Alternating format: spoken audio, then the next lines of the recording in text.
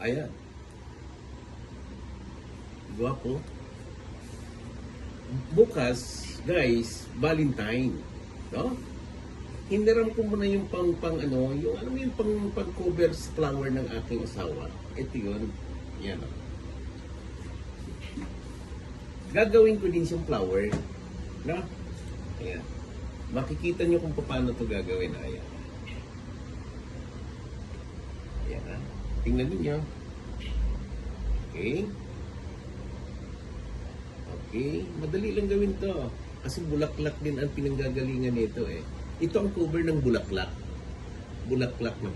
Actually, yung wife ko wala siyang panty ngayon. Ito kinuha ko sa kanya. Sabi ko, standby, hiramin ko lang muna sandali.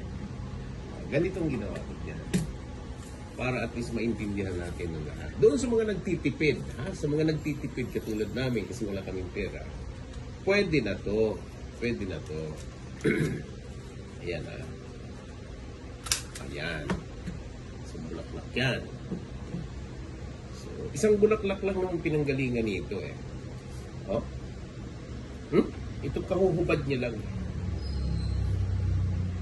Itong gamit niya ngayon, naka-standby siya. Wala kasi siyang suot. Andito lahat eh. Hiniram ko. Tingnan mo, may kumakatas-katas na. Ay! Panghi! Ayan na. Ngayon, kasi mahirap ang pera ngayon, gagawin namin to. Gagawin namin bulaklak. Kasi Valentine bukas,